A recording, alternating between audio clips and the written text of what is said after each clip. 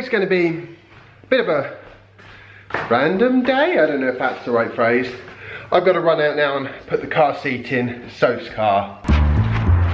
Reason being, because I'm hoping to go to the cinema. There's a bit of a rush on though, because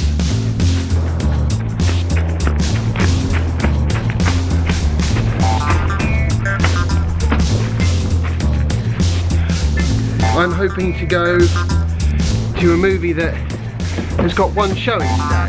The reality is, it's been out of the cinema for ages. It's that Harry Potter spin-off. Fancied watching it for ages, but just haven't got round to it. So now's kind of my last opportunity before it's out of the cinema. I always quite liked the Harry Potter franchise. Pure diversion, which is exactly what I'm looking for. A couple of hours off. And the other interesting thing going on today is Tesla? No, not Tesla. The sort of rocket division of Tesla, also known as SpaceX, they're planning on launching another rocket, or attempting to, after the rather explosive end of their last rocket launching attempt. Not happening till about 6 o'clock in the evening. I'm going to tune in for that. See if they can recover the first stage booster. I'm extremely keen to see them launch one of their recovered ones, but that's not happened yet. I have to get going or I'm going to miss the cinema. See you later. Bye bye Jazzy, see you later. Oh, another thing I've got to try and do today is I've got to try and work in a run. Yeah, I definitely have to go for a run.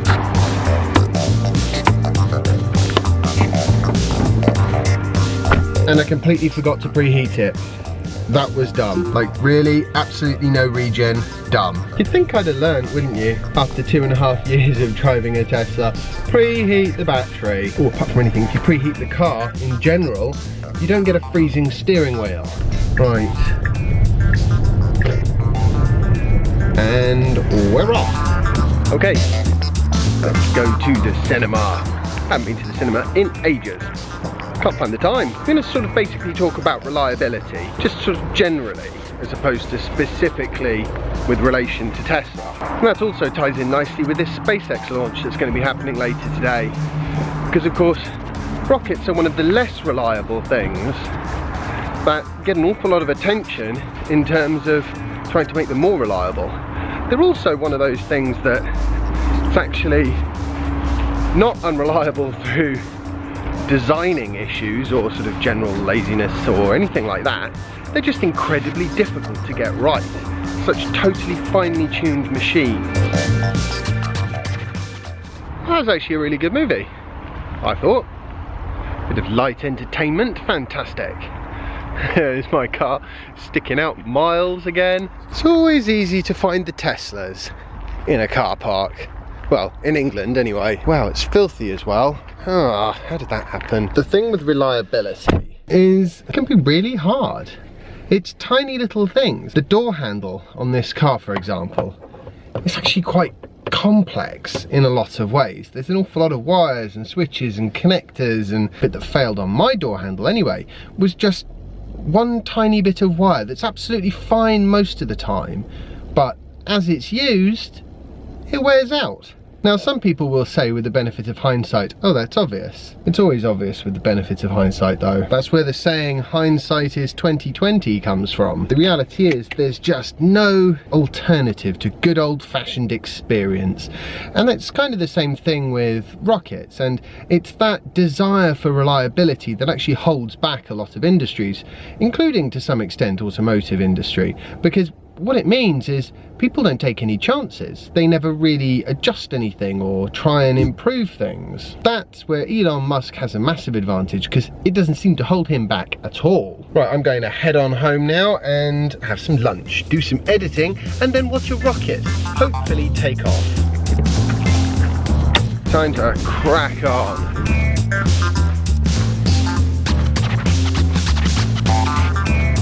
Did you have fun? I almost missed the launch. That would not have been good.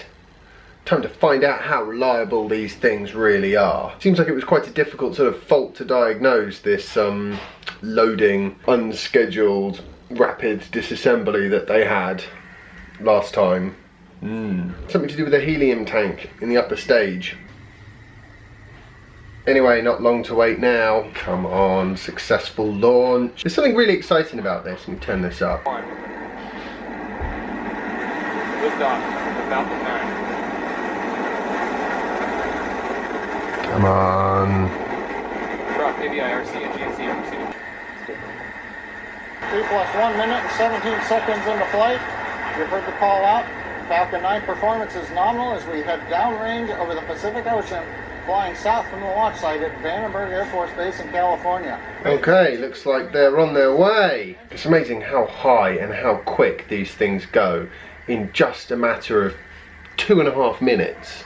The second stage engine is lit. All good so far. It is just such an engineering marvel, as all of these things are. You know, cars, planes and rockets are all engineering marvels. As it gets closer and closer to the performance envelope that you can get out of the materials, that's when it becomes really, really critical that every tiny little bit of possible failure is engineered out of there. Re-entry burn.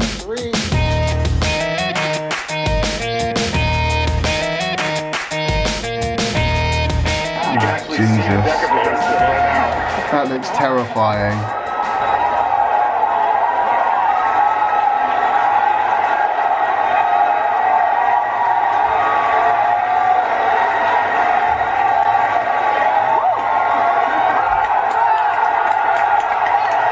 Okay, as with a lot of things, there is absolutely no doubt in my mind whatsoever that SpaceX is a country mile ahead of anybody else who launches rockets into space. That is incredible. There's absolutely no way that this camera is going to capture my excitement at the technological and engineering achievement that is bringing a first stage booster back to land on a ship in the middle of the Pacific Ocean. Well, not the middle, but you know, it's just madness. There's no doubt about it. They're getting that problem nailed.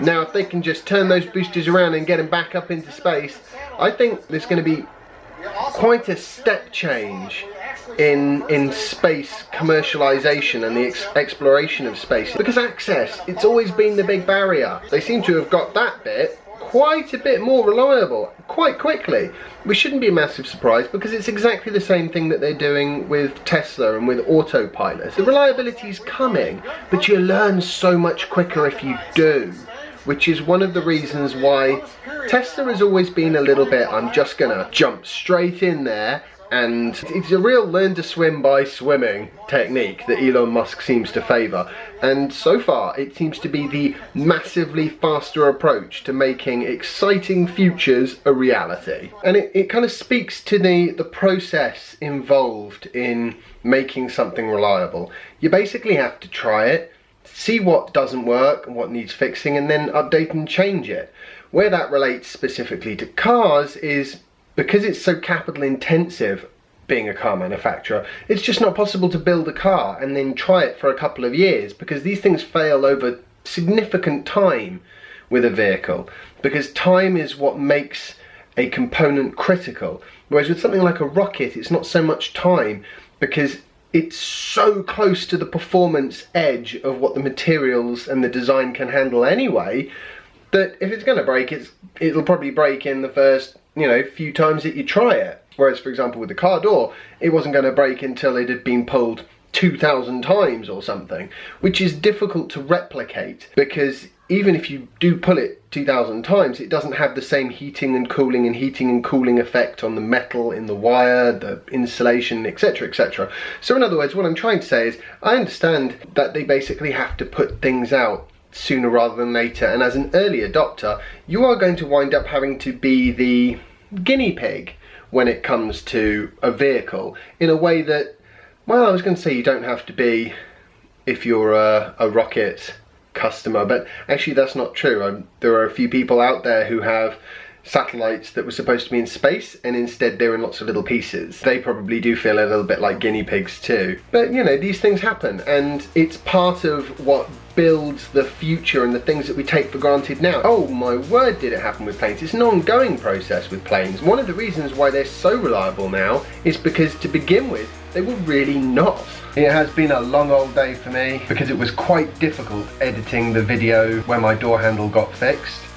There was lots of footage, not all of it the footage I wanted, because I kept turning cameras off and they kept running out of batteries and that sort of thing. I finally finished. It's now quite late, however, so I'm gonna go say goodnight to Jasper and also to you. So I hope you've enjoyed today's video. If you have, remember to like it and share it and subscribe if you haven't already, and I'll see you tomorrow for the next installment of my daily vlog. Bye. Oh. There's a reason why I don't run after dinner in the evenings. That was horrible. It was about the hardest 5K of my life.